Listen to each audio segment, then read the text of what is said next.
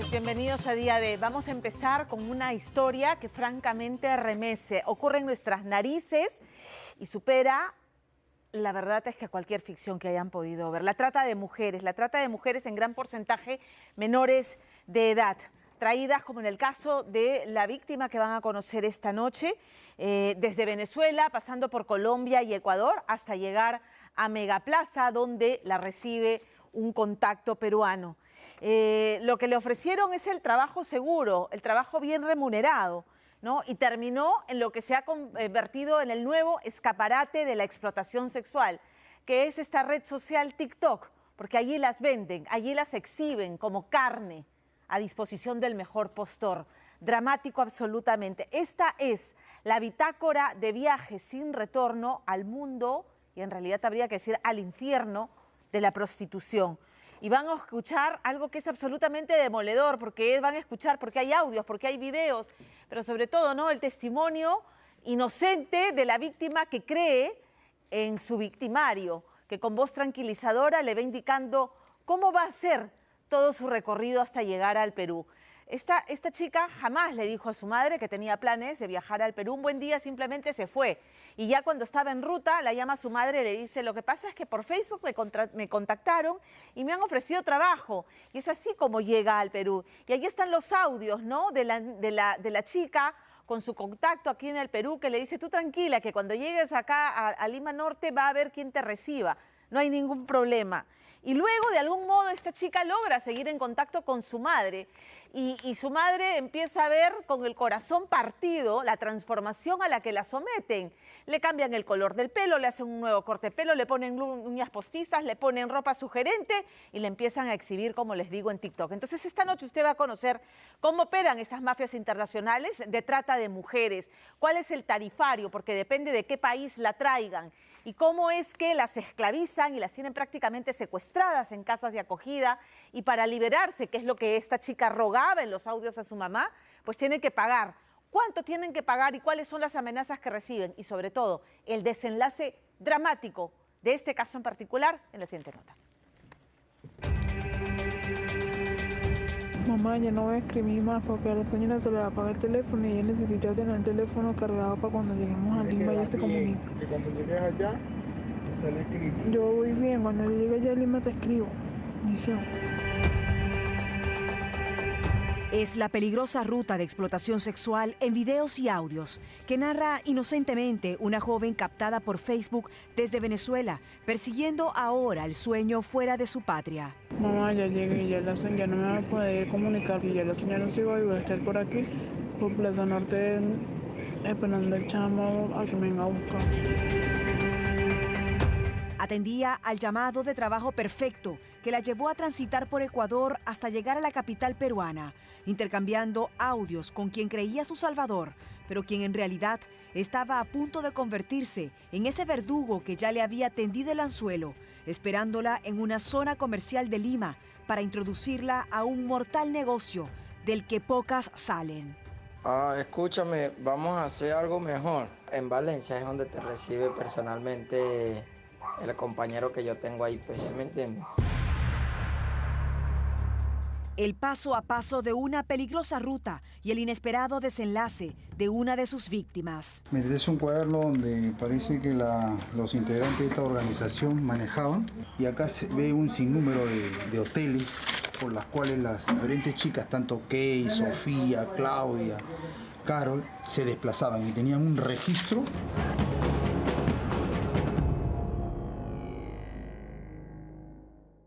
Una pistola que se yo tengo 4 y me clava tu puta y los totitos quieren bichir. En algún rincón del Perú, una joven reportada como desaparecida en Venezuela se mostraba en una cuenta recién creada de TikTok con un cambio de imagen radical en cabello, vestuario y hasta uñas postizas. Pero su mirada no era la misma de antes. Estaba totalmente perdida, llamando la atención de su entorno y danzando en lo que ahora parecía la vitrina del trabajo sexual, que ya no funciona tanto en las calles, sino en las redes del mercado de trabajo más peligroso del mundo. Así que, enfrentando los problemas de electricidad en Venezuela y suplicando anonimato, un pariente de la joven cuenta cómo la perdió de vista. Ella salió el no llegó ese miércoles en la noche a la casa. Y entonces yo digo, ¿dónde estará? No ha llegado mi hija. Empecé a buscarla y nadie me sabía decir nada de ella. Hasta que ella me escribió el viernes para decirme que iba camino a Perú. Tú le preguntas por qué no te había contado nada, quién la había invitado a Perú. Ella me dice que la habían contactado por el Facebook. Le escribieron por el Facebook ofreciéndole trabajo, le ofrecieron un poco de broma y ella se fue a mi Facebook porque le ofrecieron muchas cosas. La persona que la contacta en el Facebook era un vecino, una amiga, alguien que había conocido por redes, una presunta empresa. No, lo que yo sé es que la contactaron por el Facebook y le ofrecieron trabajo. Pues después ella me escribe el viernes, me dice, mamá, ya creo que ya sabes que me voy camino a Perú.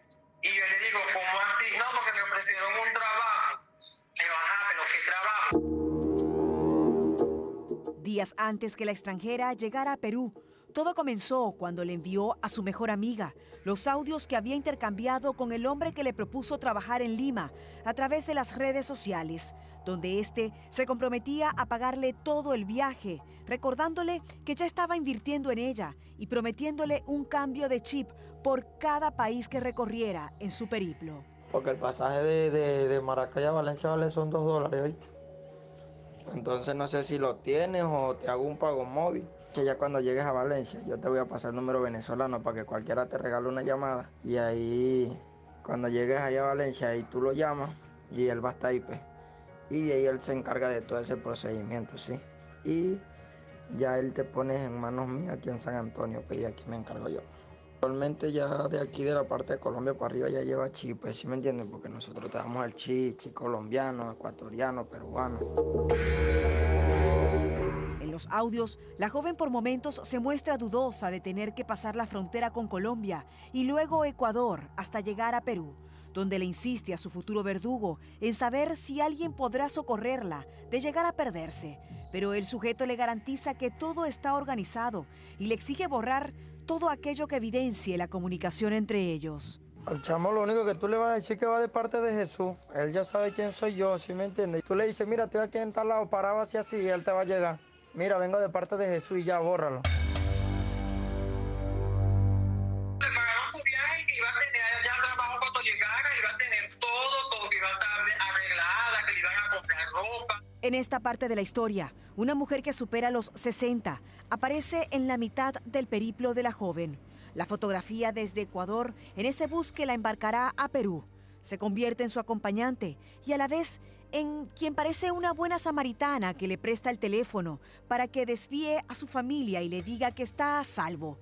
Pero en realidad, los parientes de la joven hoy presumen que esa mujer conformaría parte de la organización y tenía el encargo de entregar a la víctima. Decía que era una señora que estaba en el autobús y le prestaba el teléfono. Entonces yo no sé si era que la señora la estaba vigilando hasta que ella llegara a Lima, no sé. No sé, porque ella lo que me decía, ay, ese teléfono no es una señora, mamá, no me escribas justo, porque ese teléfono me lo prestan. Entonces la señora me dice que se le va a descargar el teléfono, entonces que cuando ella llegue no se va a poder comunicar dónde ella va a llegar. Pero lo que ella me decía por mensaje. La primera mujer que aparece en esa peligrosa ruta la entregaría en Lima, donde la joven se comunicó desde un segundo teléfono con sus parientes. Mamá, ya llegué. Yo le digo, ¿este número es tuyo? Me dice, no, este es de una muchacha. Cuando me den un teléfono, yo te escribo. Pues decía, me dijo que llegó a Plaza Norte y ahí tenía que esperar a que la recogieran. La confirmación de haber llegado a Perú vendría acompañada de una foto de la joven con la apariencia totalmente cambiada. Y entonces ya no habrían más audios, solo confusos mensajes en los que por momentos la pariente de la joven cree que no era ella quien escribía. En un momento me dice, me quiero regresar, pero ya no puedo. Dice que si yo me voy, ya no se puede ir porque tiene que pagar una deuda, una multa, que hasta que ya no pague esa multa ya no se puede ir de ahí. Bueno, ella me dijo que la iban a arreglar para ya ir a trabajar. Después de eso, cuando allá me mandó la foto de cuando ella estaba arreglada, me dice, mamá, ya no voy a trabajar, chao, bendición, te amo. ¿Y ¿Y que la iban a arreglar dónde? Me van a llevar a arreglar, hasta te voy a planchar el cabello, hacerme las cejas. Chao, fue lo que me puso. No sé dónde la llevaría, a un salón, no sé. Por 2 semanas, la joven le refirió a su madre que temía por su vida, que la habían obligado a ingresar a sus cuentas de Facebook para dar con sus parientes y así tenerla amenazada de asesinarlos si ella se retiraba del negocio, siendo obligada a marketear su cuerpo a través de bailes junto a otras víctimas en TikTok. Son las nuevas vitrinas para el trabajo sexual, según la División contra la Trata de Personas, a quienes les comentábamos que la familia de la joven había desistido de dar más información porque decidieron pagar la multa de 15,000 soles que les exigían por ella, algo que la hundía más en ese negocio, según las autoridades. El monto de este desplazamiento, con todos los gastos incluidos, de una víctima potencial, traerla desde Venezuela, es 15,000 soles. Traerla desde Colombia, 13,000, y traerla desde el Ecuador, 10,000. Una vez que se encuentran ya en nuestra ciudad capital, en la casa de acogida, el pago de estas multas es diaria. Aparte de ello, estas organizaciones criminales le cobran el espacio donde van a desarrollar esta actividad criminal. La zona de explotación, semanalmente le cobran un monto también. Y posteriormente pasan a cobrarle inclusive el arrendamiento de la casa de acogida. Incluso tenemos un caso en el que la familia tiene confianza en que si pagan la multa, les van a retornar a la joven. Pagar estas denominadas multas, siempre va a haber ese tiempo que no la van a soltar al día siguiente. La van a tener 2 o 3 meses más, inclusive desarrollando otro tipo de funciones, apoyando a la organización. Con algunos datos recopilados, el último jueves la División contra la Trata de Personas se desplegó en los principales lugares de explotación sexual y rescató a la joven de esta historia.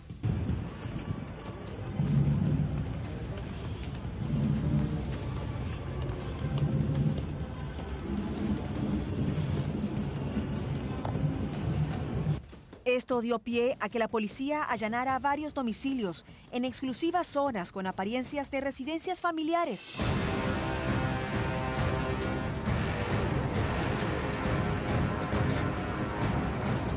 Que hasta tenían stickers inocentes en sus ventanas, pero en realidad habían servido como centros de acogida para la explotación sexual, que la organización rentaba con la fachada de una familia de 3 que iba creciendo, encontrando las autoridades en este dúplex de Pueblo Libre, cuadernos que llevan el registro de las multas de las jóvenes, hoteles, teléfonos, parte de sus disfraces, preservativos, vouchers y chips. Cerca de 92 chips acá envueltos con nombres y 8 más todavía que están acá. Sueltos.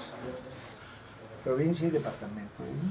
Hay una serie de pagos ahí, habrá que ver nomás los números de cuentas y las vinculaciones. Y la cantidad de cuadernos que has encontrado. Mire, es un cuaderno donde parece que los integrantes de esta organización manejaban, tanto en las diferentes mujeres que eran desplazadas en la modalidad de llavero, en la modalidad de delivery, y acá se ve un sinnúmero de hoteles por las cuales las diferentes chicas, tanto Kay, Sofía, Claudia, Carol, se desplazaban y tenían un registro pormenorizado de todas las trabajadoras sexuales, supuestamente. E incluso se ven los diferentes pagos que deberían realizar las chicas, tanto en publicaciones, ¿no?, en nombre de las trabajadoras sexuales, los diferentes hoteles. ¿Qué es lo que pasa una vez que estas mujeres son rescatadas? Intervienen las embajadas de sus países, del país correspondiente, y a través de ellos se hace todo el proceso y ellas vuelven a ser repatriadas al país que le corresponda. En el caso de Venezuela no está funcionando de la misma forma o por lo menos con la misma rapidez. Entonces eso es lo que nos está perjudicando porque estas mujeres no pueden regresar y quedan como en el aire. Si saliendo de Venezuela tenían una necesidad, cuando tenían a la familia cerca, imagínate estando aquí sola, cómo inmediatamente vuelven a caer otra vez en la red, ¿no? Para repatriarlas, ¿con quién hacen la coordinación? Ya eso lo tiene que hacer el Ministerio de Justicia directamente con la embajada. Nosotros sabemos que con la embajada de Venezuela no hay mayor Hasta los momentos no había mayor trato, pero sabemos que que ya se está articulando y que muchas de estas mujeres también regresan en los vuelos de vuelta a la patria. Los recientes operativos de la División contra la Trata de Migrantes serán reveladores durante el fin de semana. Lo encontrado en teléfonos y cuadernos darán con nuevos rescates y permitirán desarticular un delito que tan solo de enero a abril del presente año registró 19 casos, en algo tan invisible como peligroso que día a día ausenta para siempre al familiar más querido.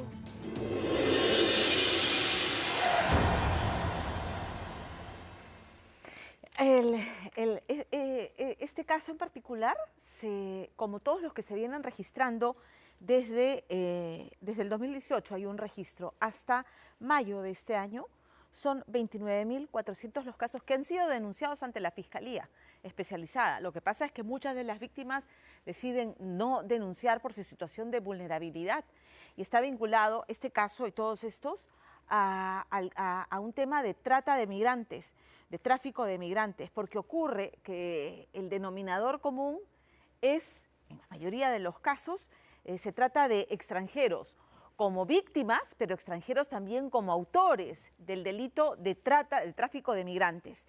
Y se aprovechan de la situación de vulnerabilidad de las mujeres que traen. Estas son mujeres que vienen con el cuento, con el engaño del trabajo seguro y bien remunerado y se encuentran en un país donde no tienen vínculos, donde no tienen contactos y que se quedan a merced de las personas que la traen, que son mafias organizadas de tráfico de migrantes y de trata de personas. Porque una vez que las tienen sometidas, las obligan a prostituirse y ahí se configura otro delito que es la explotación sexual y que ocurre además en otro contexto que es lo que hemos denunciado aquí en Día D, la lotización de las zonas de prostitución. Hoy las extranjeras que llegan en esta condición y terminan en manos de estas organizaciones son obligadas a prostituirse y no pueden salirse de la organización porque viven amenazadas con la posibilidad de ser denunciadas por su situación migratoria irregular y encima tienen que pagar cupos porque hemos visto que estas mafias, ¿no?, asesinan en plena calle a las prostitutas que se niegan a pagarle cupos. Entonces se suma un tercer delito que es la extorsión. Esta es una situación sumamente compleja que la Fiscalía y la Policía está trabajando, pero una vez más hay que ir a la cabeza de las organizaciones para poner a salvo a estas mujeres que están en absoluta situación de vulnerabilidad y ya lo dije, principalmente, no exclusivamente, son mujeres extranjeras.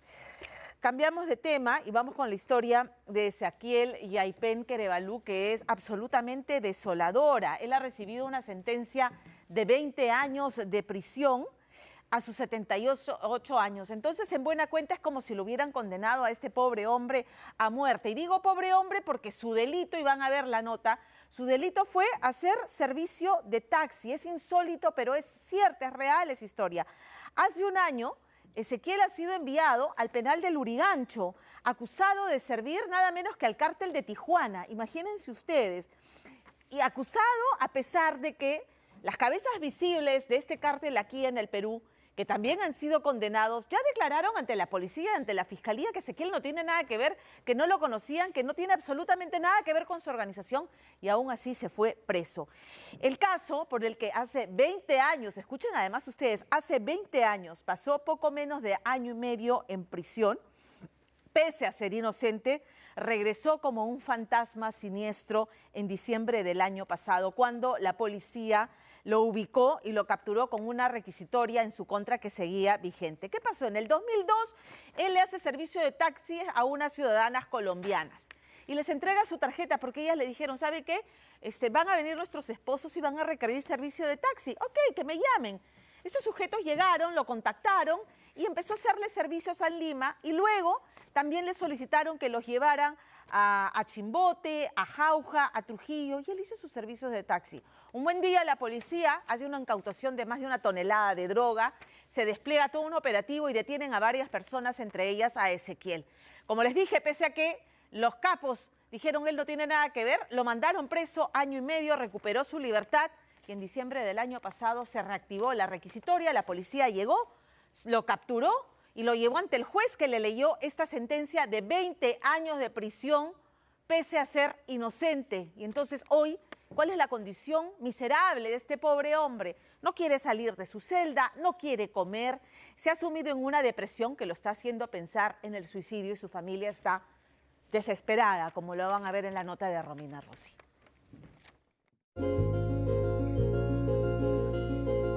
Mira esta tacita, lo ha hecho él. Esta es una foto que nos tomamos un día antes de su detención. Fuimos a tomar un lonche. Los tres siempre juntos. Siempre hemos estado juntos. Más de 40 años juntos. La última fotografía juntos, perennizada en una taza hecha dentro de un penal. La instantánea previa a la abrupta separación de una familia. Mi papá está en un problema muy grave que es doloroso, con una sentencia de 15 años a sus 78 años. Yo digo, no voy a dejar que mi padre se muera dentro. Una sentencia tras 20 años cargando un equipaje del que nada sabía. La lucha de Ezequiel J. Penquerebalú, un taxista del aeropuerto recluido en el penal del Lurigancho. Le saluda Ezequiel J. Penquerebalú y estoy recluido en la cárcel. Una cosa injusta. Estoy muy triste y decepcionado de esta justicia. Estoy preso y hace un año por solamente hacer taxi. Nunca he tenido problemas policiales y justo por hacer el taxi una familia que me involucran indirectamente en un caso de narcotráfico. 30 años trabajando al servicio de peruanos y extranjeros que llegaban a Lima y un día en el que todo cambió.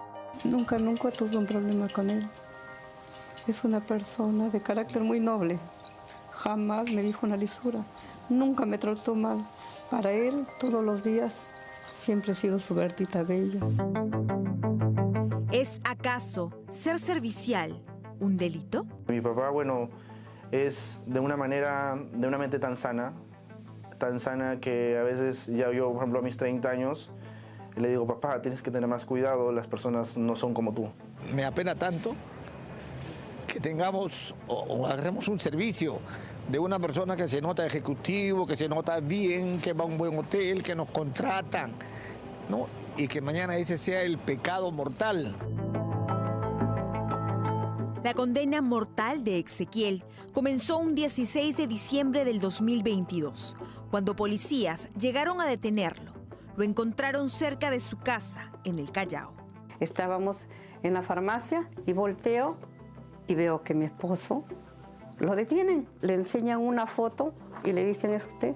Mi esposo, como es una persona ya mayor y nerviosa, mira su foto y lo veo que se cae.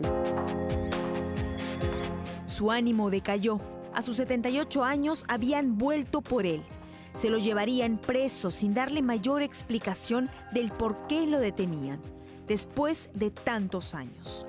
Mi papá estaba enmarrocado efectivamente y me dice, lo vi llorar. Lo vi llorar a mi papá y me dice, hijo, no me abandones. Cuando mi papá me dice eso, yo lo vi a mi padre y que se cayó total. Bueno, no. Entonces me lo entregaron a mi padre y ni siquiera me dieron 5 minutos para poder abrazarlo. Me quedé con mi madre sola. Ezequiel fue detenido por la policía al estar implicado en el cártel de Tijuana. En el 2002, a este taxista lo involucraron con narcotraficantes mexicanos, colombianos y de otras nacionalidades, a los que la DEA le seguía el rastro. ¿Cómo fue que un taxista con años trabajando en el aeropuerto terminó siendo parte de una de las bandas de narcotráfico más grandes de América Latina? Él hace movilidad a las esposas, a las esposas de estos señores.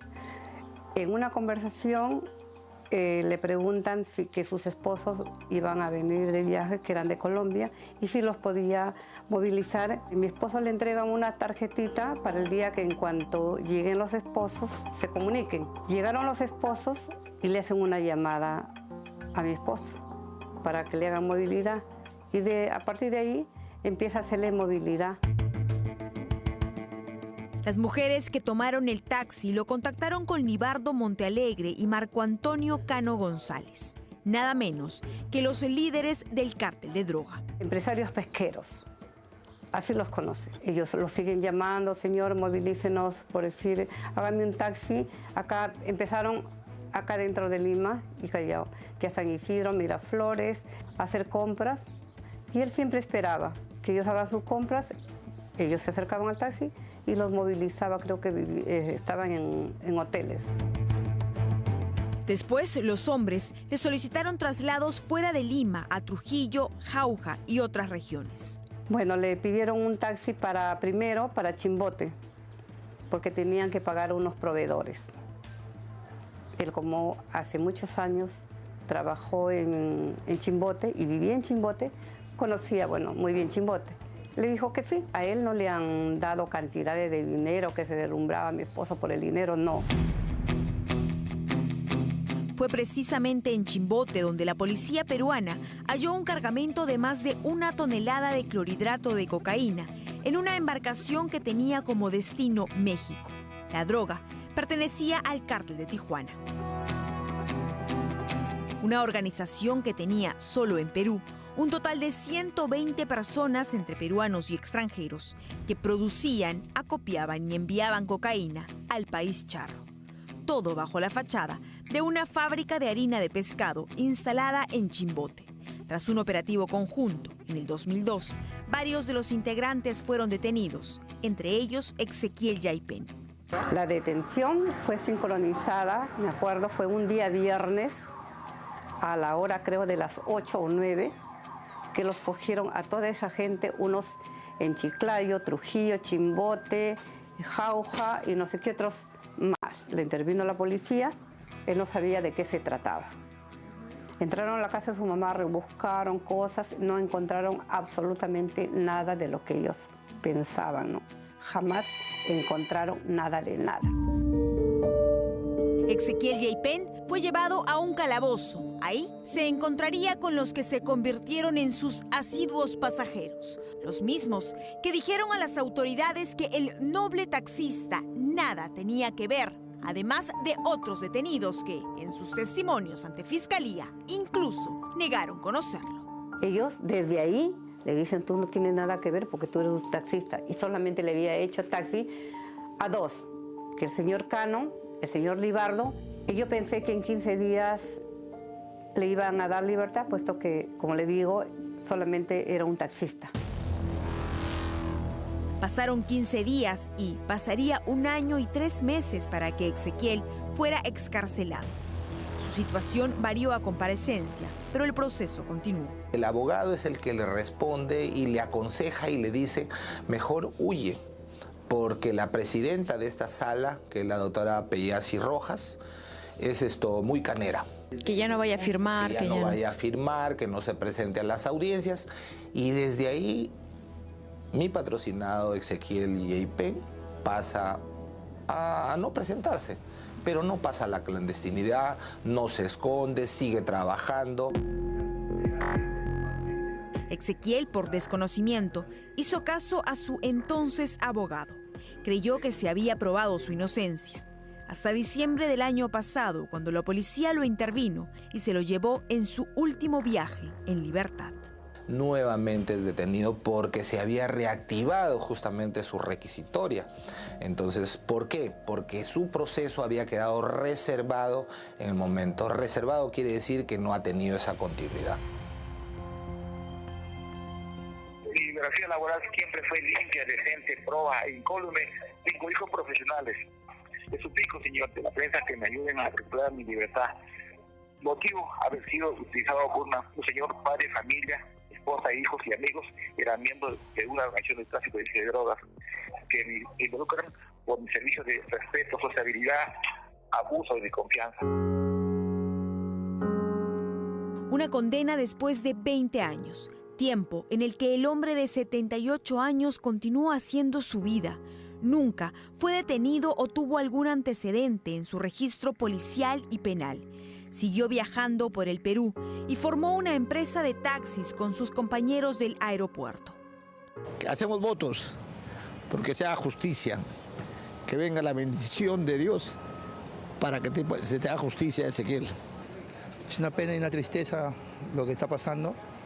Creo que a la edad que él tiene Y todo lo que ha vivido aquí con nosotros, tantos años, 27 años conmigo, siempre ha sido una persona ejemplar, correcta, educada y responsable. Yo diría a la justicia que ponga carta a los asuntos y que pues vea por sus problemas, ¿no? Como dice mi compañero, nosotros somos taxistas, ofrecemos el servicio de taxi y más allá no sabemos a quién llevamos, ¿no? Un respaldo para el hombre de casi 80 años internado en un penal tugurizado, compartiendo espacio con verdaderos criminales y sopesando un cáncer de próstata. Buscan armarlo para que pueda enfrentarse a su batalla más difícil, el decidir seguir viviendo. Ha querido suicidarse. Cuando lo sentenciaron, he tenido que ir seguido a verlo. Cada vez que yo voy, es un niño. Se pone a llorar por la injusticia, por ser bueno. Ahora vive encerrado, no quiere salir de la celda. Me dice que está pasando por psicóloga. Él no puede dormir, no tiene ánimo de comer. Los pasajeros que ahora viajan permanentemente con este taxista son la pena y el insomnio. Soy inocente. Es injusto que esté en la cárcel por así. Tengo 30 años trabajando en el aeropuerto, casi 30 años trabajando en el aeropuerto, siempre por la formalidad. Esta es la formalidad. Nunca he sido algo irregular. Yo siempre me han gustado las cosas decentes, limpias. Jamás he tocado un tema de policial. Bueno, le pido a Dios y a la prensa que me ayude siempre en la desgracia que estoy metido, injustamente. Es un tema que no me ha dejado.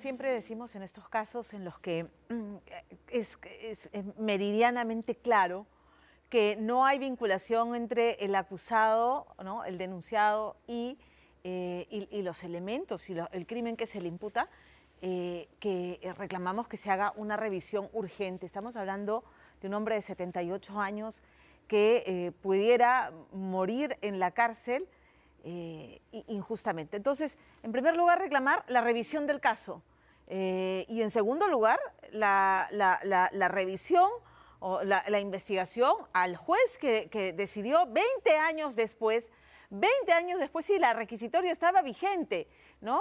Pero 20 años después reactivarla, sentarlo en el banquillo de los acusados y condenarlo pese a que hay testimonios de los responsables diciendo al señor no lo conocemos.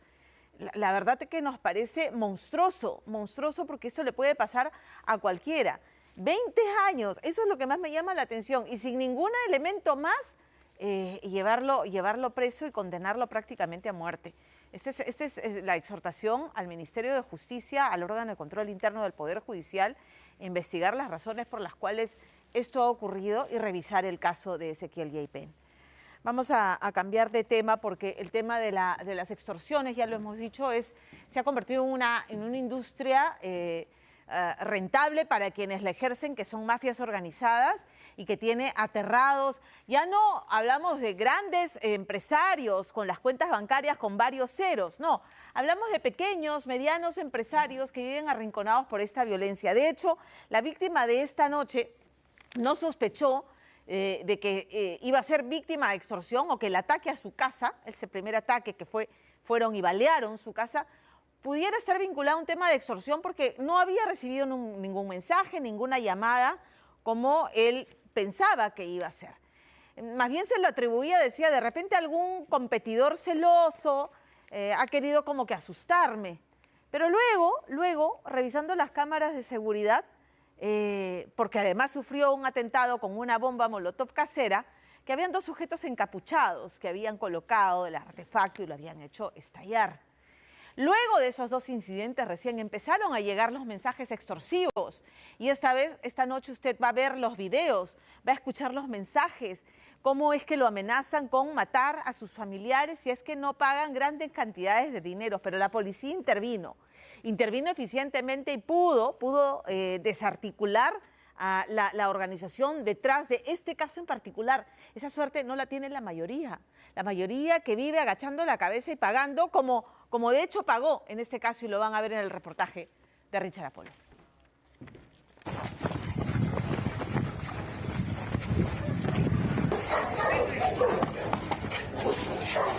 Cuando la policía irrumpió en casa de alias Charapa, este dormía profundamente en su cama.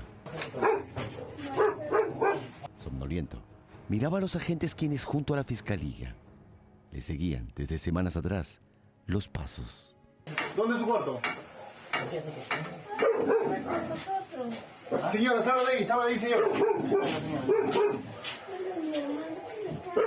¿Cuál es tu nombre? ¿Cuál es tu nombre? ¿Ah? ¿Qué más? ¿Cómo? ¿Qué más? ¿Cuál es tu nombre? ¿Qué más? Gómez Panaico. Presuntamente, dice la policía, alias Charapa era dentro de la banda de extorsionadores, el cártel del secuestro, encargado de los explosivos con los que habrían amedrentado a sus víctimas, específicamente comerciantes y pequeños empresarios, en el asentamiento humano Villamoto, en Ventanilla. Para que veas que no estamos jugando Mari.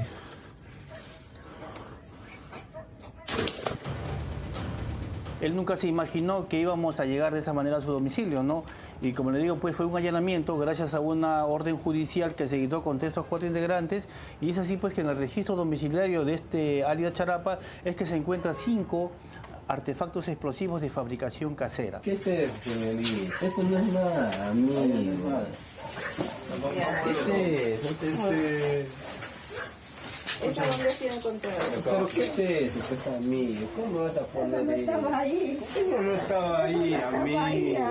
Quita la lavadora. No me hagas eso, pues, amigo. ¿Cómo me vas a hacer eso? Siéntate. No, tú estás grabando todo lo que se está encontrando. ¿Cómo vas a poner eso? ¿Quién te ha puesto? ¿Quién te ha puesto? ¿Cómo vas a poner eso? ¿Qué es eso? A ver, supuestamente. ¿Quién te ha puesto? Pero la historia delictiva del cártel de la extorsión y sus 4 integrantes, si bien habría iniciado tiempo atrás, no fue sino hasta finales de septiembre e inicios de octubre último que la División de Extorsiones de la DIRINCRI supo de ellos y sus delitos, cuando un empresario ventallinense, dedicado al rubro de la gasfitería e instalaciones eléctricas, fue, entre comillas, seleccionado por el cártel para ser su próxima víctima. Luego de que ellos seleccionan a su víctima, ¿no?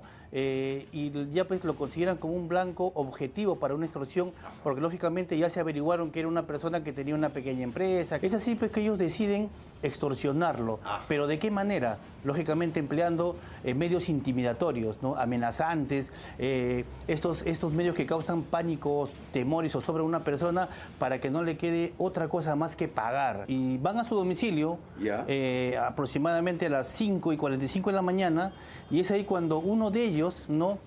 Provisto de un arma de fuego, efectúa disparos contra el domicilio de este señor. Los extorsionadores, buscando amedrentar al empresario, grabarían todo el ataque para luego enviarle las imágenes al hombre de negocios y que éste entendiera que no estaban jugando, que estaban dispuestos a todo. Para que veas que no estamos jugando Ari.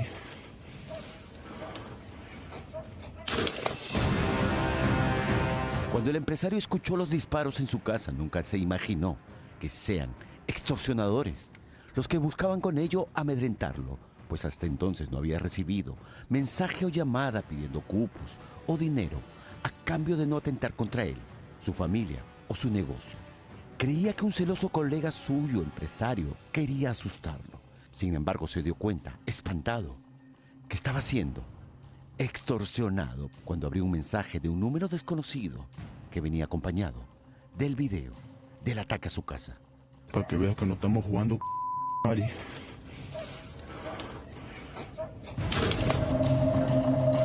Comunícate con nosotros a través de este número. Vas a pagar mi plata con... Si no, vamos a quemar tu casa y la moto azul de tu hermana. No estamos jugando, maldito becerro. Si no, vamos en contra de tu hermana Jenny y tu sobrina No quieras ganarte un plomazo. El pequeño empresario entró en pánico, no solo por el mensaje que acababa de recibir, sino que ahora sabía que los extorsionadores habían sido responsables no solo del disparo a su casa, sino también responsables de algo mayor ocurrido días antes y que quedó registrado por las cámaras de seguridad que la víctima tenía en los exteriores de su casa en el asentamiento humano Villamoto, en Ventanilla. Aquellos videos registran la aparición de dos hombres que cubren con éxito sus rostros con capuchas y mascarillas. Uno de ellos ingresa sigilosamente mientras los perros que han advertido la presencia de los hombres ladran sin cesar. El segundo hombre se queda como campana. Segundos después, la cámara capta el estallido de un artefacto explosivo y a continuación el fuego que arde, a la vez que ambos sujetos huyen del lugar. Días después, esas mismas cámaras captarían, señala la policía, la vuelta de los mismos extorsionadores a la casa del empresario ventallinense. Esta vez, arremeterían contra la casa del perro prendiéndole fuego para nuevamente huir. 2:50 de la mañana, que hemos detectado por la cámara que se está quemando, hemos venido y ahí está la cama, la casita del perro. Después han puesto una madera. Dos personas, me dice. ¿Se ha podido identificar esas dos personas? Claro, lógicamente de los videos que se han obtenido, lo que se tiene es los indicativos de que las personas que han ingresado son los detenidos. Según el coronel Carpio, jefe de secuestros de la DIRINCRI, aquellos dos hombres no serían otros que Gabriel Marcelo Gómez, alias Charapa, y José Martín Soto Vigil, alias El Loco, a quien esta semana también la policía capturó en el operativo buscando desarticular a la presunta banda criminal, el cartel de la extorsión. Un hombre que señala a la policía cuenta con antecedentes por hurto y microcomercialización de droga. ¿Usted era el que amenazaba? No, yo soy inocente en todo, ahí están las pruebas. Yo no tengo nada que ver con lo que me están implicando. ¿Tú no eres el encargado de extorsionar a la gente? No, yo no soy encargado de nada, señor. ¿Encargado de qué eres entonces? Soy encargado de pintura en mi trabajo. Ah, pintura. Ajá, ¿Y usted? Yo no soy encargado de nada. ¿A qué se dedica usted? Yo últimamente estoy independientemente. ¿A qué se dedica? Reciclando. Alias El Loco habría sido, refiere la policía, responsable de enviar distintos mensajes amenazantes, buscando amedrentar a distintos microempresarios y comerciantes en Ventanilla.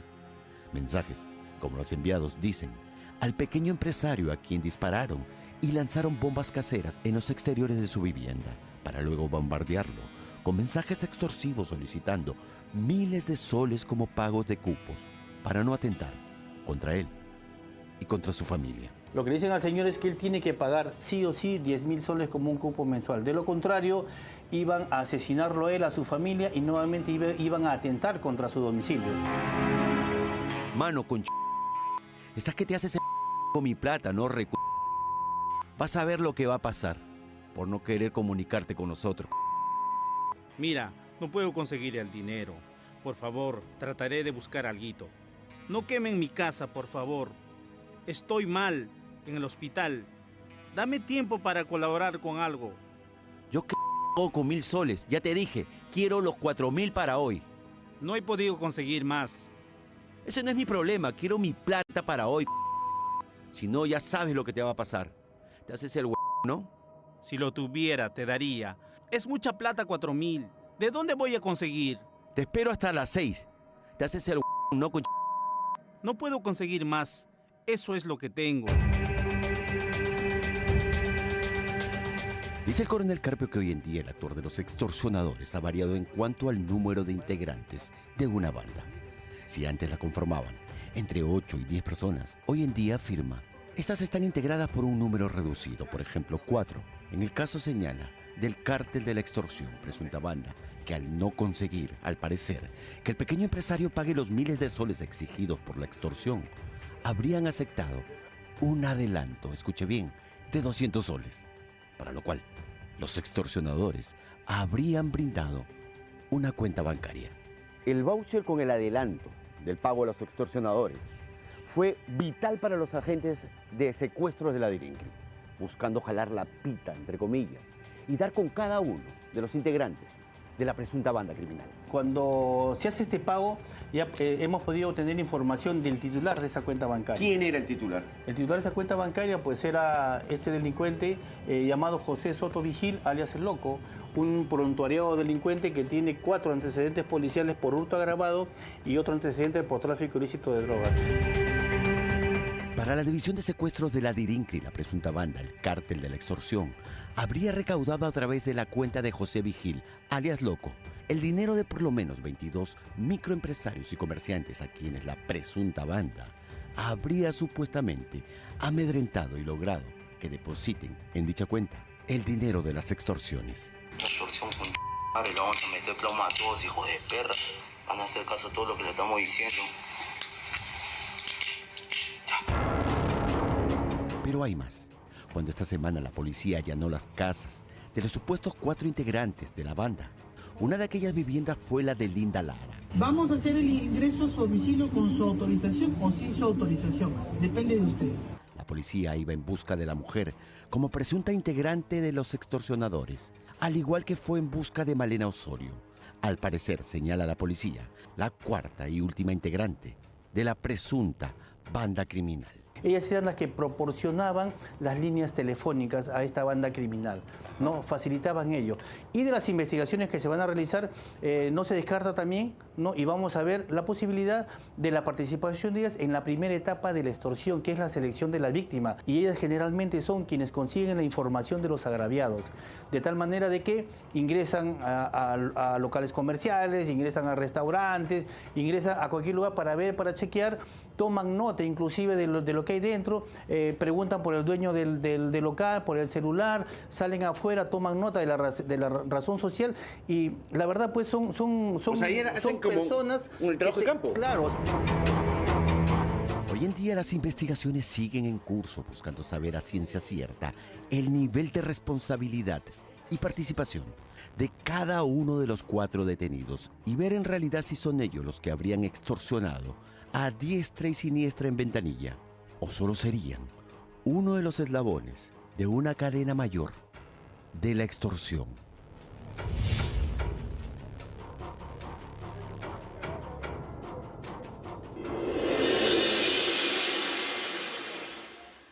Vamos a hacer una pausa en día de hoy, será breve porque vamos a regresar para contarles este caso.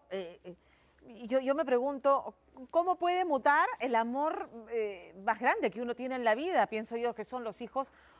¿Cómo puede mutar ese amor en un odio visceral que te empuja a querer destruir eso que más quieres que en la vida, que son sus hijos? De eso se trata la pelea de 2 hoy exesposos, ¿no? Jorge Luis Carvajal Gordena, que es la cabeza visible de un grupo empresarial arequipeño multimillonario, y su esposa, también empresaria, María Luisa Frederick Escalante.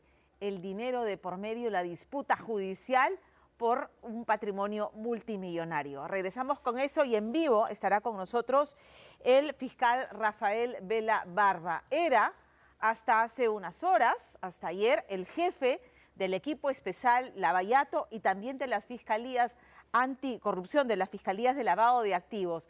Finalmente se le impuso una sanción de suspensión de 8 meses, el pago de una multa, en fin, una sanción que él está esperando resolver a nivel constitucional, pero ha tenido palabras muy fuertes, referencias muy fuertes a la fiscal de la Nación. Ha dicho, la fiscal Benavides representa intereses de sus investigados. Hablamos en vivo con él aquí en Día D al regresar de la pausa. Antes tengo mensaje de nuestro auspiciador. ¿Tú quieres decir?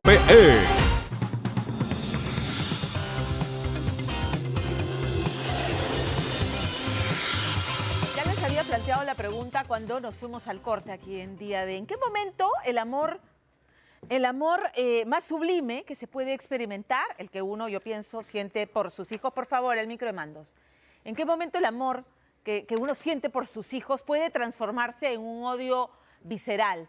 En un odio visceral que a punto de querer destruir, desaparecer a tus propios hijos. Bueno, en el caso de los Carvajal Frederick, cuando el dinero, un patrimonio, ya estamos hablando de un patrimonio multimillonario, está de por medio.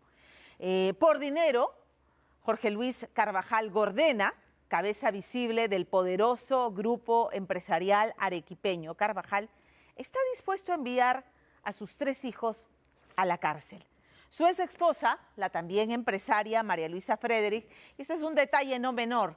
María Luisa es la dueña de la casa en la que hace unas semanas la policía detuvo a una mafia vinculada al Dragón Rojo que había dedicada a la trata y a la explotación de personas. Encontraron a por lo menos una veintena de ciudadanos malasios en condiciones infrahumanas, trabajando en un call center de manera ilegal, por supuesto. Entonces, bueno, María Luisa Frederick Escalante esta noche denuncia las agresiones, amenazas y la pretensión del padre de sus hijos, no solo de quedarse con la empresa que ella formó y constituyó y que no formaba parte del patrimonio conyugal, sino además que por la vía de la demanda judicial pretende, denunciando a sus hijos por el presunto delito de crimen organizado, enviarlos a prisión con una condena que podría alcanzar los 35 años de cárcel. ¿Pueden creerlo? Todos los detalles con Lorena Ormeño. María Luisa Frederick Escalante observa el imperio que tardó 25 años en construir. Esta empresa valorizada en más de 60 millones de soles. Su fortuna, que incluye además terrenos y lujosas propiedades. El logro de su vida que tristemente ha puesto a sus 3 hijos en la mira de nada menos que su propio padre. Tengo miedo. ¿Qué es lo que puede pasar, cree usted? Dime, si ha demandado, ha denunciado a sus hijos por crimen organizado, ¿qué crees tú que puede pasar? El supuesto verdugo, Jorge Luis Carvajal Gordena, miembro de una familia aún más poderosa. Los Carvajal de Arequipa son dueños de 22 tiendas de la cadena peruana por departamentos, estilos, desarrolladores inmobiliarios, propietarios de depósitos industriales y de una empresa de transporte de carga pesada. Hoy Jorge Carvajal busca manejar también el negocio de su ex esposa y sus hijos, y en el intento está dispuesto a enviarlos a la cárcel por 35 años. No sé qué siente él en este momento. La última vez que lo oí, yo le pregunté, papá, ¿vas a seguir con estas demandas? Me dijo, sí. Y yo le dije, sabes que nos vas a perder a nosotros, a tus hijos. Y su respuesta fue, se trata de dinero. Esta noche, una guerra de sangre. La historia de una familia que naufraga entre la ambición, extrañas decisiones judiciales y la violencia. No vales nada, te voy a matar a ti y a tus hijos. Ahí estamos mi mamá, mi papá, mis 2 hermanos y yo. Parece haber pasado una eternidad desde que este hombre era el héroe de sus hijos y viajaban por el mundo como una familia feliz. Hoy solo son recuerdos en viejos álbumes de fotos, pues desde hace 2 años este padre les ha declarado la guerra, cuyo último capítulo llegó de manera fortuita y escandalosa. Quédense ahí. Quédense ahí. Vamos a la cabeza. Vamos a la cabeza. A mediados de octubre, la policía ingresó a esta residencia en La Molina. 2 mujeres asiáticas escaparon por sus techos, revelando que tras el supuesto lujo habían esclavizado a 50 ciudadanos malasios, atraídos con engaños al Perú por la mafia del dragón rojo taiwanés. Solo lo utilizan para el tema del sonido. Material acústico. Acá es como un ambiente de trabajo, mira. Un ambiente adecuado, con mesitas, mucha ropa. La casa llevaba apenas un mes de haber sido alquilada por este ciudadano chino, pero la verdadera dueña era María Luisa Friedrich y sus hijos. Esta casa siempre la he alquilado a personas que trabajan en la Embajada de Estados Unidos, le he alquilado a un exalcalde de La Molina. O sea, es una casa que siempre ha sido alquilada por personas bien. ¿Y cómo fue este alquiler?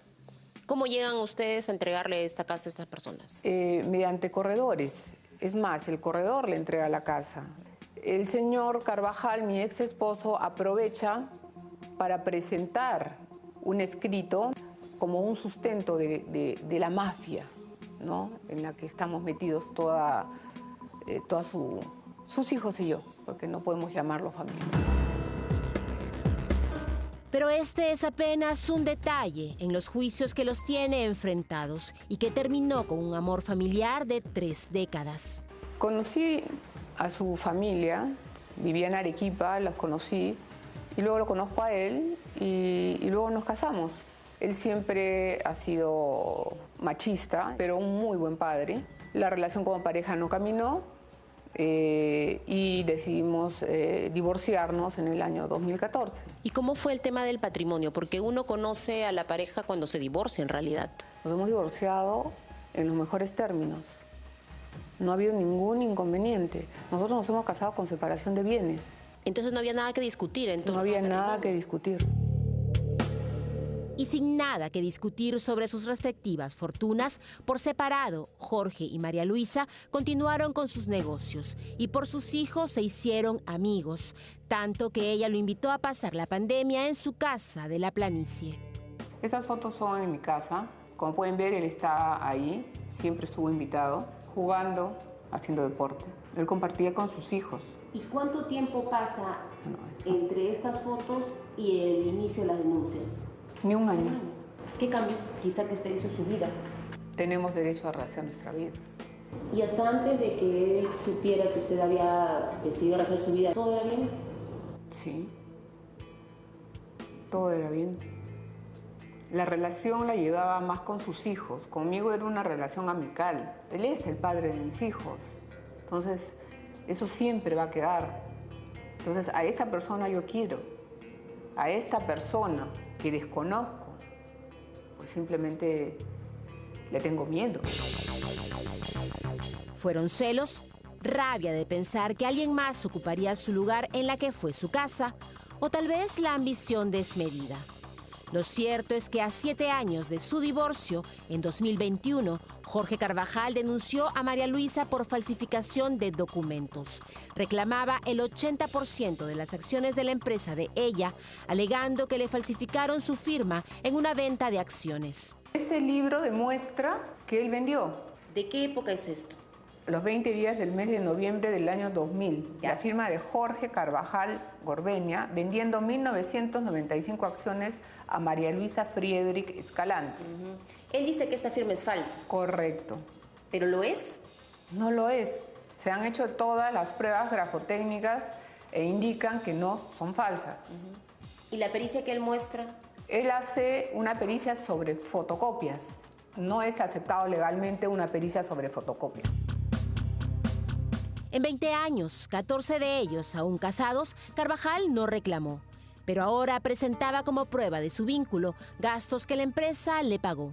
Arguye que los trabajos que realizó en favor de la empresa en algún momento, trabajos aislados como alguna gestión, esas gestiones de alguna manera implicarían que el señor tenía una representatividad y una autoridad en la empresa que lo convierten en accionista. Mucha gente, muchos gerentes de empresas o muchos ejecutivos en empresas a quien se les da tarjetas de crédito para gastos de representación y eso no implica finalmente en que estas personas, estos gerentes o personal ejecutivo, se consideren accionistas por el hecho de que se les dio una tarjeta de crédito y se le pagaba las mismas. Autopercibirse accionista después de tanto tiempo, desconociendo que se han tomado acuerdos, que se han hecho aumentos de capital, que en algún momento se han repartido dividendos, es algo totalmente absurdo.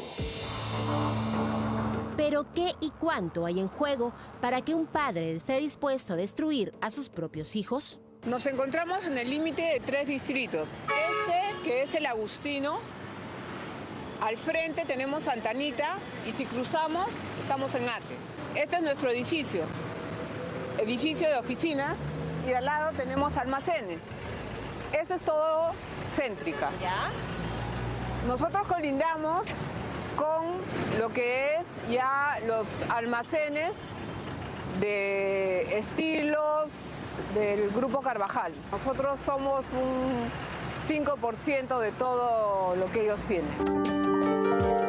Aunque imponente, Céntrica, dedicada al corretaje inmobiliario, ocupa solo un apéndice en esta zona estratégica de Lima, propiedad de los Carvajal.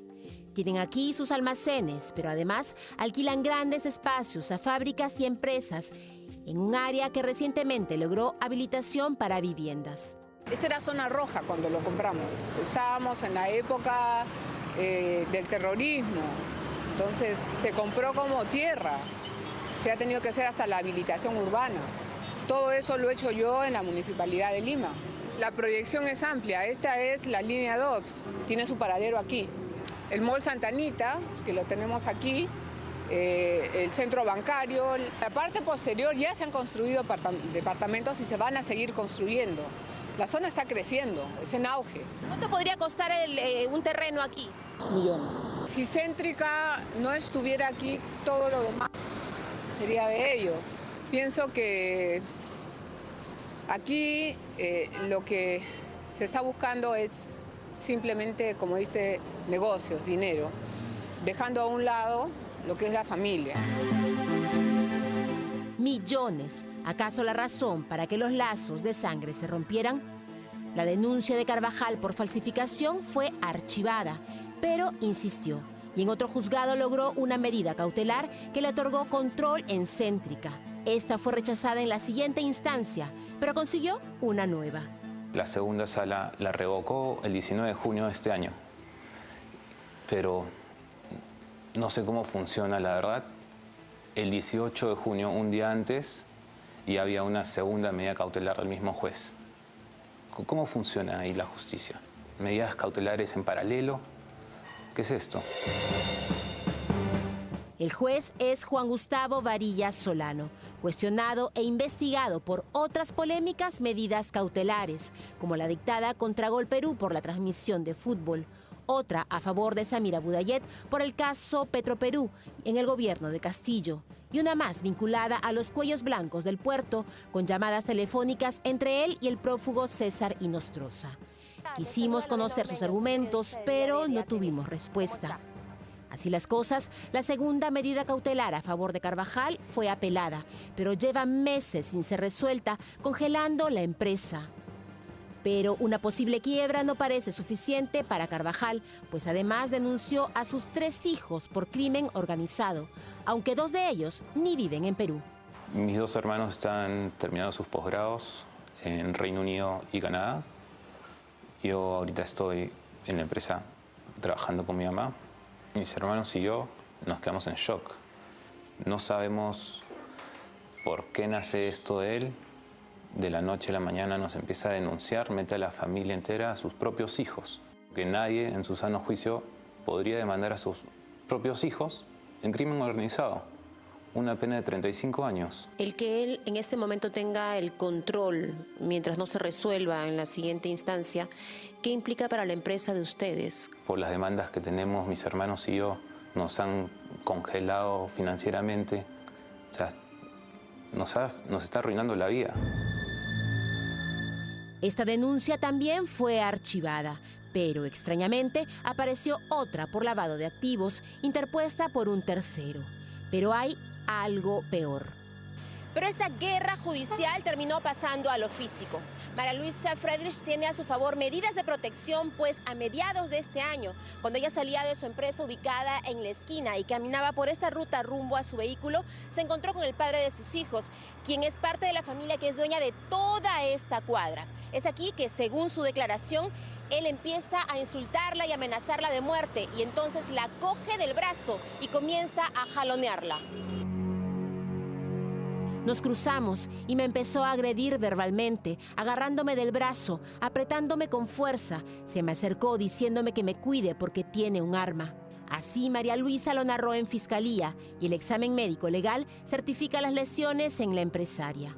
Esta semana ambos se vieron las caras en la reconstrucción, en que su esposo negó todo. Si esa hubiera sido real desde el primer momento, no estaríamos en esta entrevista. No hubiera pasado nada. Él hubiera presentado lo que hubiera presentado y la justicia le hubiera contestado lo que debió contestarle. Tú no eres socio hace 20 años, tú no tienes nada que ver con la empresa. Tú no eres nadie. Pero no, la justicia se presta. Ya no existe la familia feliz. Hoy se comunican a través de sus abogados que responden los 8 juicios de ida y vuelta. Pero, ¿cuál es la verdad, según Jorge Carvajal? Mira, no puedo dar ninguna declaración, te agradezco por el interés. Todo este proceso está en manos de la justicia. Ya. Muchas gracias por tu Pero, ¿y comprensión. un abogado suyo o abogada del caso? Muchas gracias por tu comprensión, ¿no? Pero es que es importante porque no solamente es un tema de acciones, también hay violencia física. ¿Aló? Me cortó. Un tema familiar, nos dijo. Tristemente, en la lujosa casa donde su familia se formó, no existe hoy un solo cuadro con su foto. En esta guerra quedó claro que el dinero fue más fuerte que los lazos de sangre. Son mis hijos, son sus hijos. Esa es la verdad. O sea, no puedo verlos así. Y todo es dinero, todo es dinero.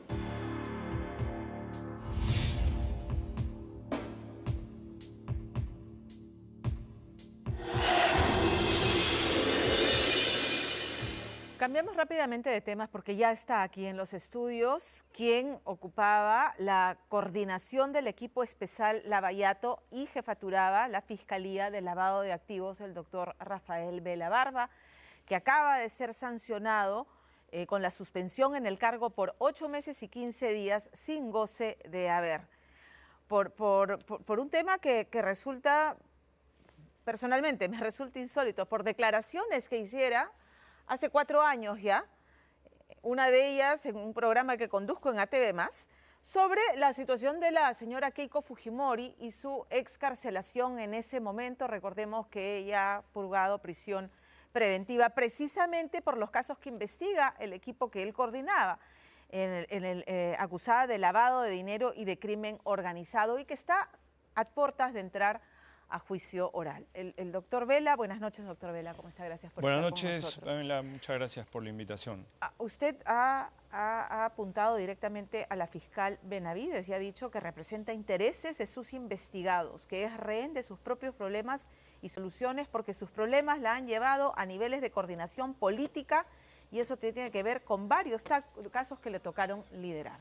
Así es, porque son hechos notorios, son hechos públicos, respecto a la permanente incidencia de la política con los casos que me ha tocado liderar en su momento, tanto en la Fiscalía de Lavado de Activos como en el equipo especial Lavajato.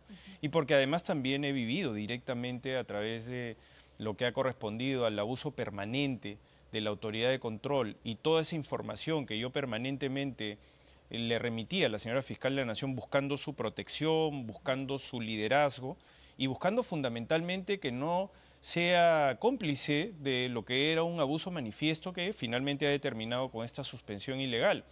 Desde ese punto de vista, evidentemente, para mí hay un contubernio, hay una asociación de intereses entre el jefe de la autoridad de control, el señor Fernández Gerí, y la fiscal de la Nación para generar un vacío de poder en ambas coordinaciones y eso eventualmente pueda generar un menoscabo de la autonomía de los fiscales que me ha tocado liderar. O sea, la fiscal Patricia Benavides lo quería fuera de los casos Lavallato y lavado de activos. Sí, porque de hecho es una inferencia lógica deductiva de acuerdo a cómo han surgido los acontecimientos. ¿Por qué? En principio, por lo extraño que resulta, lo que usted acaba de hacer referencia, justamente una declaración que yo le di a usted en su momento, hace ya varios años, dentro del esquema de litigación y de mi función como vocero del equipo especial. ¿Tenía autorización para hacer esas declaraciones? Absolutamente, claro que sí. Es más, yo solicité a la autoridad de control que convoque a la fiscal de la Nación de ese momento para que verifique que efectivamente la doctora Zoraida Ábalos, ¿no?, quien fue la persona que autoriza, digamos, la función de voceduría.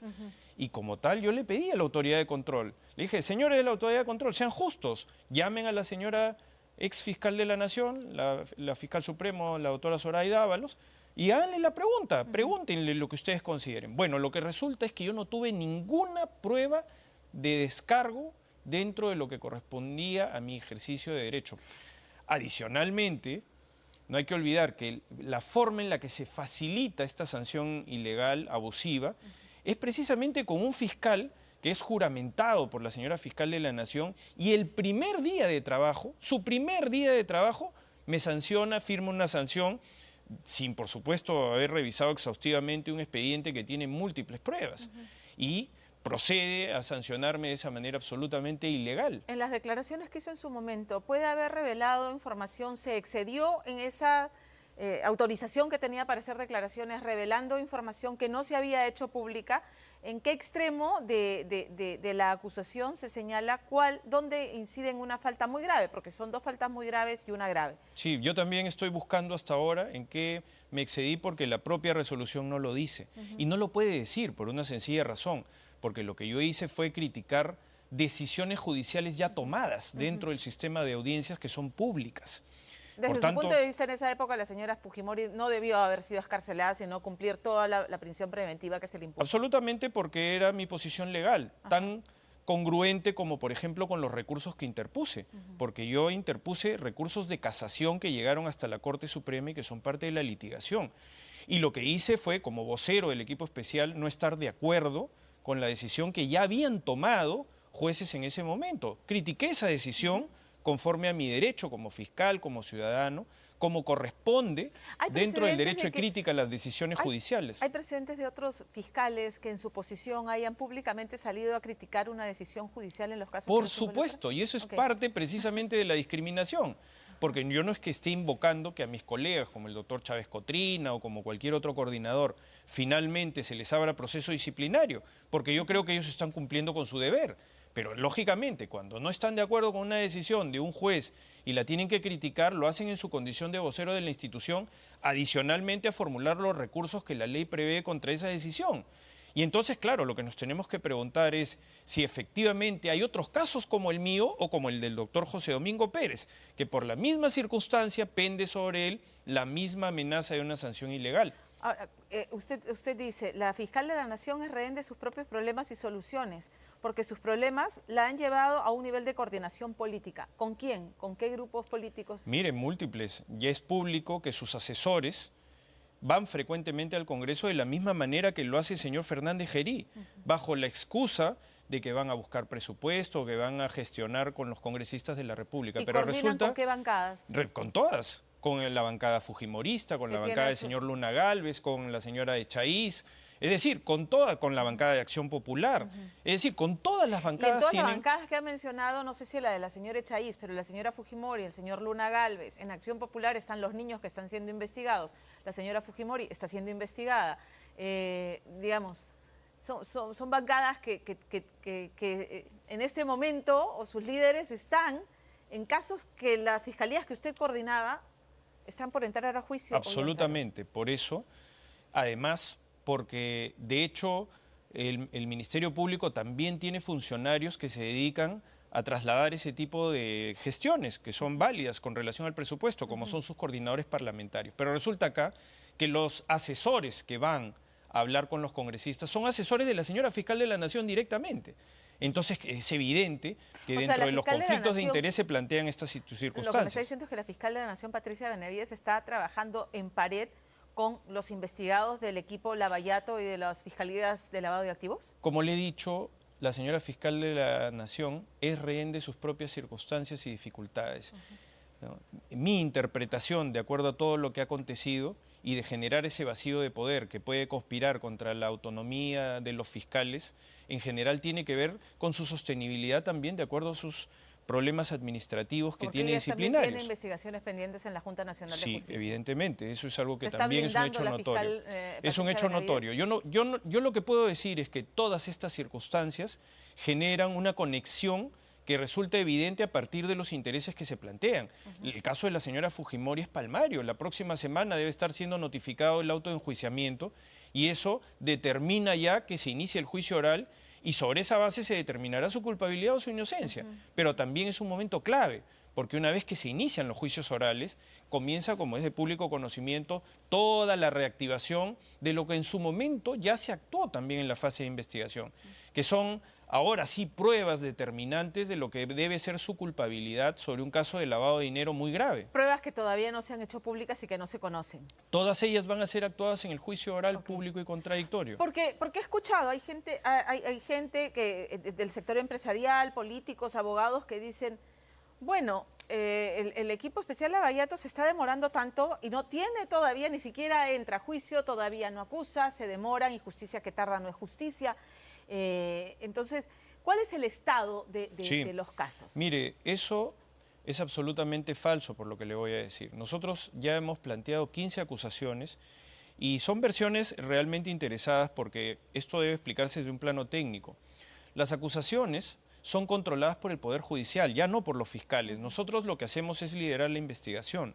Y una vez que concluimos con una acusación, nuestro trabajo también ha concluido en esa fase procesal y se convierte en una responsabilidad del Poder Judicial. Nosotros hemos venido sistemáticamente pidiendo que existan jueces a dedicación exclusiva y que puedan reducirse los tiempos de la etapa intermedia y de los juicios orales. No hemos sido atendidos por el Poder Judicial, eso es verdad, porque el Poder Judicial estima que el caso Lavallato es un caso más de crimen organizado y lo pone dentro de una larga cola de casos de criminalidad organizada como son de narcotráfico, de lavado de dinero, de corrupción de funcionarios. Y entonces el pesaje, lo que nosotros determinamos, es que si existe una fiscalía, un equipo especial Lavallato, dedicación exclusiva, una procuraduría ad hoc, dedicación exclusiva, entonces nosotros pensamos que pueden haber jueces a dedicación exclusiva como existía en la época del caso Fujimori Montesinos, en donde los jueces se dedicaban exclusivamente y podían liquidar de una manera mucho más pronta y avanzar más. Es verdad también, es cierto, que los casos han tenido una afectación que es producto también del COVID-19, de lo que fue la virtualización y la adaptación de las instituciones, de lo que fue la afectación de la cooperación internacional. ¿Está convencido de que su equipo, porque entiendo que usted le ha dicho a su equipo, que había manifestado, si sancionan al coordinador, al doctor Vela, nos vamos, que usted les ha dicho, no, quédense y sigan haciendo la lucha? Sí. ¿Usted está convencido que su equipo va a poder demostrar en el juicio oral, porque usted está convencido de la culpabilidad de, por ejemplo, la señora Fujimori, la señora Villarán, de Ollantumala, de Alejandro Toledo, que creo que es el caso más avanzado? De Martín Vizcarra. De Félix Moreno. Ajá. Todas son investigaciones concluidas con acusaciones fiscales. ¿Tiene el convencimiento de que su equipo va a poder llevar a buen puerto con la intención de la Fiscalía, que es de que sean declarados culpables? Absolutamente, porque dentro de la evaluación que como coordinación se hace, efectivamente, lo que se busca es más bien sostener la autonomía fiscal y permitirle a los fiscales que precisamente todo el trabajo que han hecho durante la etapa de investigación tenga en la etapa estelar, que es el juicio oral, el correlato de poder efectivamente demostrar la culpabilidad como corresponde y destruir la presunción de inocencia. Entonces, desde esa perspectiva, mi conversación con los fiscales del equipo especial fue exactamente contraria a lo que ellos me habían planteado en términos de solidaridad. Si usted me permite, solamente esta parte. Yo les manifesté que la mejor forma de expresar solidaridad es que se queden más bien sosteniendo sus casos y que denuncien cualquier tipo de intromisión que se pudiera generar. Porque estamos con el tiempo así volando. Si se desarticula el equipo, porque entiendo que José Domingo Pérez también está siendo sometido a un proceso similar al de usted. Si se desarticula el equipo especial Lavallato, ¿corren peligro la sustentación de los casos y estos se pueden caer? Por supuesto, porque los fiscales conocen durante toda la secuela de la investigación la prueba de cargo y la prueba de descargo que pueda existir. Sin duda, un fiscal que ingresa a liderar un grupo de trabajo de esta naturaleza tiene que asumir la complejidad de muchos años y de muchos elementos incorporados dentro de las investigaciones. Y las afectaciones son notorias en ese aspecto. ¿Cree que esa es la pretensión? Sí, yo pienso que esa es la pretensión, pero no solamente pienso que es con el equipo especial Lavajato. Hay otros ejemplos evidentes que están en ese sentido, la fiscal Marita Barreto, el fiscal Richard Rojas, que tiene la investigación que también me tocaba liderar, de la señora Dina Boluarte, el señor Vladimir Cerrón. Está también el caso del señor Salazar, que tiene la investigación del caso a las peruanas, Joaquín Ramírez. O sea, ante lo que asistimos es la instrumentalización de la autoridad de control con quienes son fiscales que puedan ser incómodos simple y llanamente por ser autónomos, por mantener y sostener, como es su deber, la autonomía fiscal. Doctor Vela, le agradezco por haber estado con nosotros esta noche. Muchas gracias, buenas noches. Gracias, buenas noches. Y antes de ir a la pausa, regresamos con la Liga del Sueño.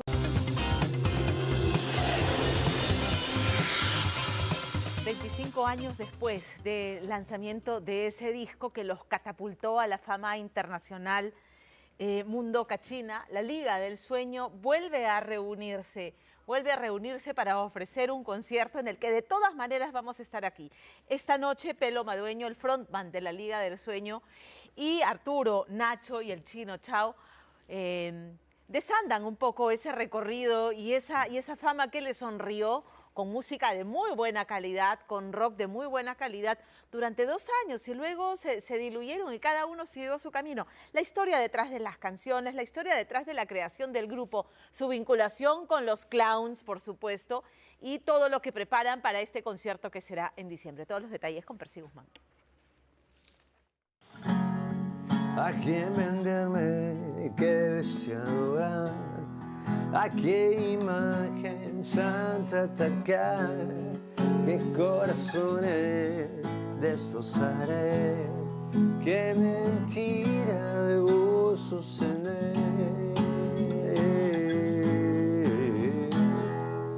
¿Quieren saber por qué estoy tocando esta canción? Porque la Liga del Sueño está de regreso. 1, 2, 3, nunca fui de este pueblo. Jamás fui luciano, no. 25 años después, la Liga vuelve a unir a Pelo, Arturo, Nacho y el Chino Chao para cumplir el sueño de celebrar la creación del álbum que los catapultó a la fama. Qué chévere verlos 25 años después, los veo más jóvenes. Lo mismo digo de ver a algunos. Sí, ¿no? Más chibolos los veo. Claro, ya vamos enniñeciendo. Es por las cremas, es por las cremas, la huancaína, ese tipo de cosas, claro. Eso ayuda. Uno es viejo recién cuando muere. No es amor, son solo manchas en el pantalón.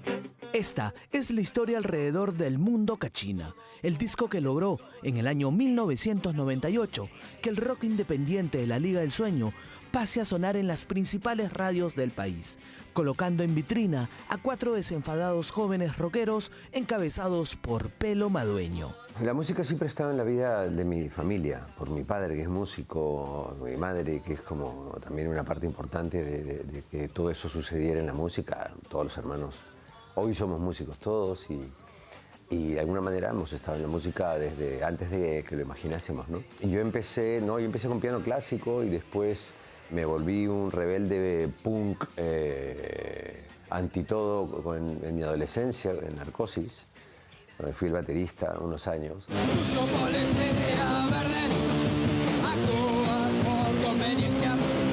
Pelo pasó de Narcosis a Eructo Maldonado y tiempo después acompañó a Mickey González durante 3 años, hasta que después de componer varias canciones, en 1992 decide formar su propio proyecto de rock independiente. Primero convocó a su pata del cole, el Chino Chao, para la guitarra, luego a su brother Nacho Cisneros en el bajo y por último al baterista Arturo El Duro Ríos.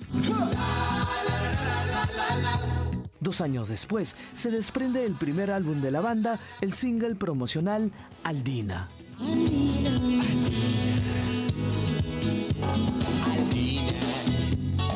Guardas el secreto. En la época del primer álbum de la Liga convivíamos la Liga del Sueño y Pataclown, porque éramos 3 clowns en la Liga.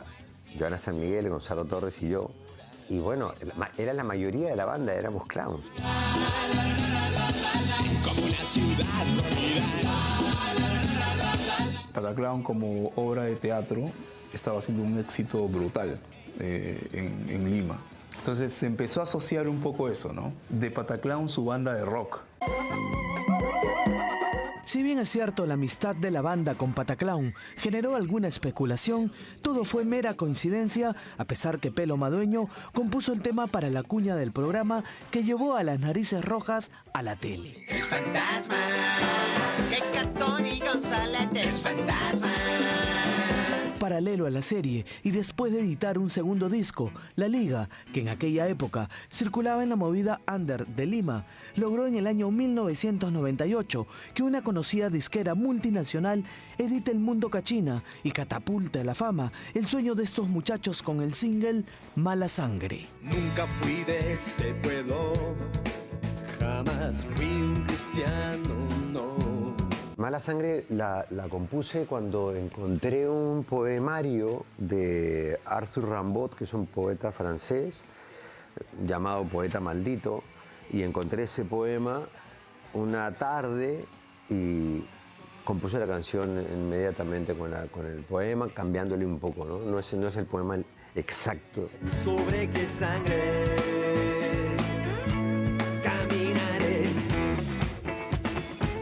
Y yo me acuerdo que el día que llegó la presentación oficial, el concierto para medios y para el primer concierto, digamos, del Mundo Cachina, yo me acuerdo salir de mi casa, llegar apurado en taxi y entrar al Sargento Pimienta y ver una manada de periodistas, fotógrafos, y de repente estábamos parados nosotros en el medio, posando para todas las fotos y las entrevistas, y lo primero que me llegó a mi cabeza fue: ¿en qué momento ocurrió todo esto?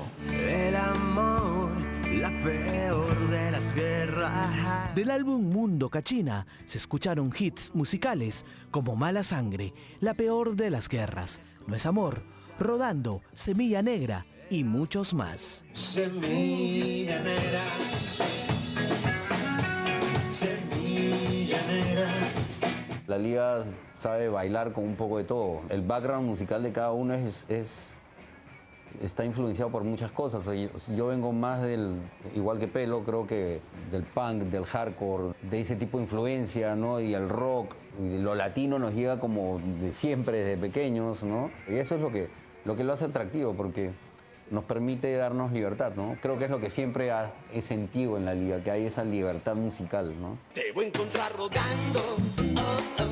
La libertad musical de la Liga del Sueño logró que a finales de los 90s la banda cruce las fronteras para tocar en festivales internacionales. Sony Music, Mundo Cachina, invitados a tocar en el volcán del Pululao en Ecuador, en Quito, y ahí ese es un festival, claro, ese festival, mira, acá justo tengo la piedra del volcán.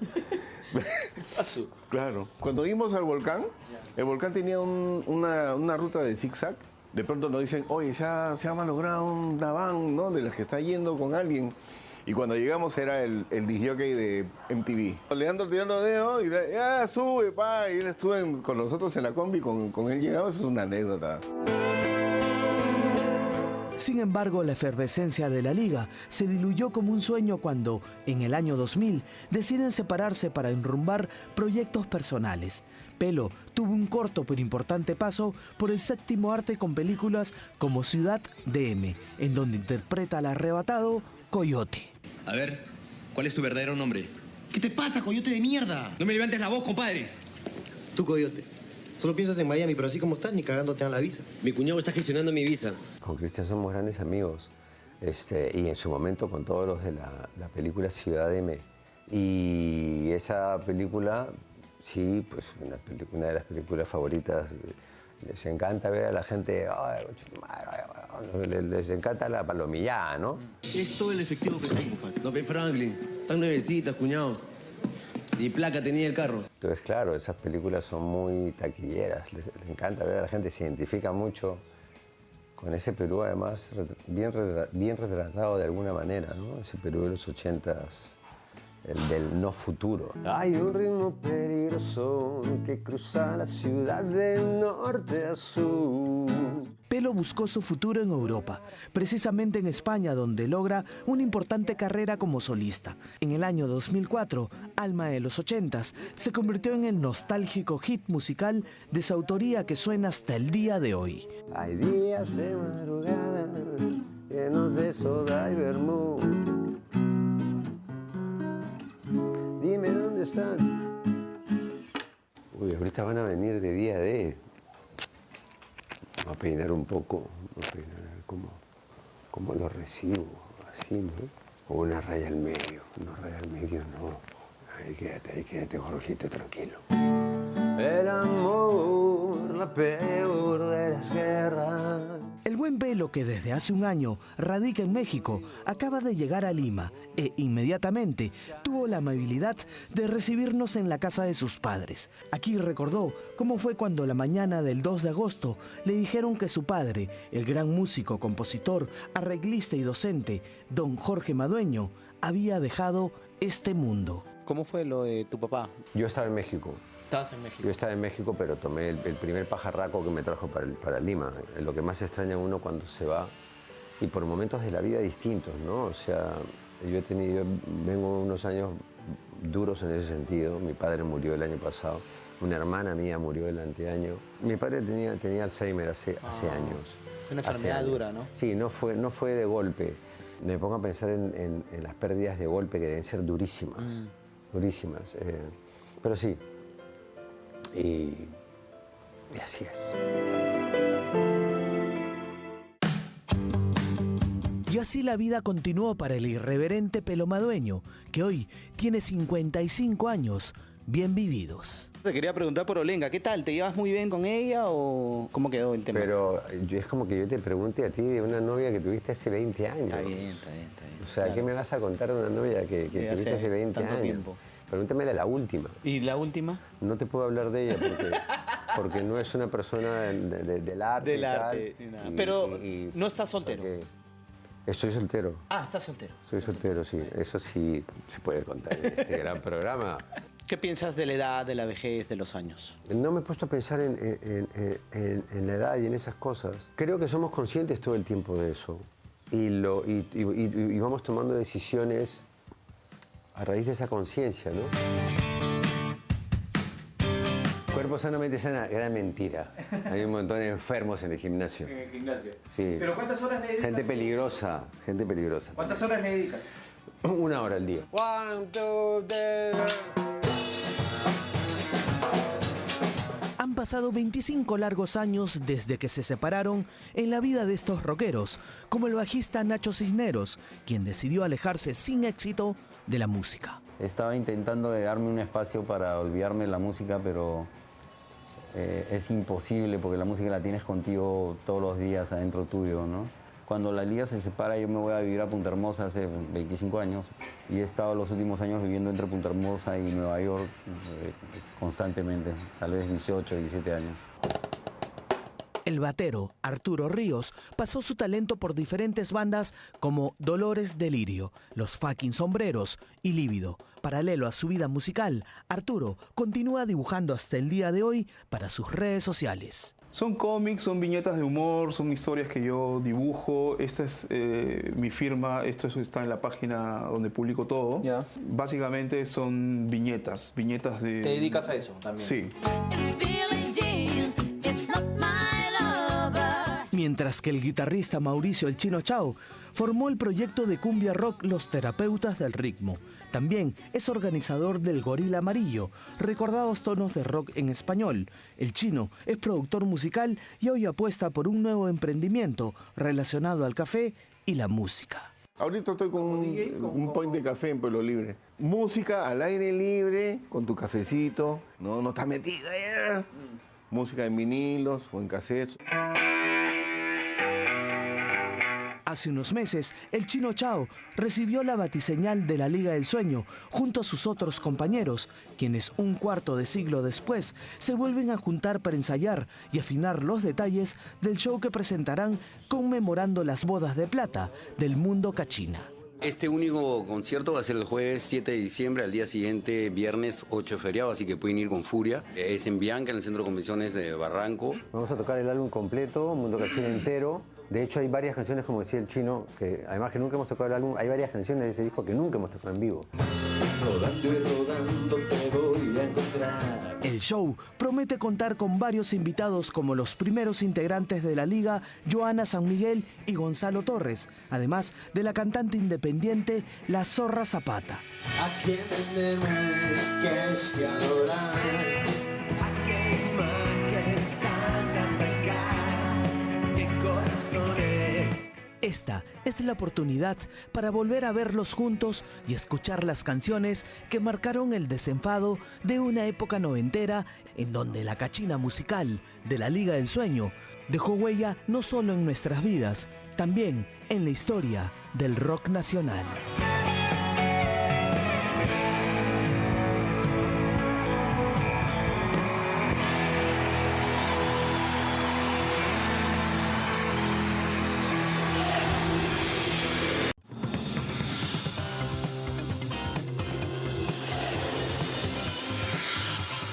Gracias por sintonizarnos. Hasta el próximo domingo 9:55. Chao.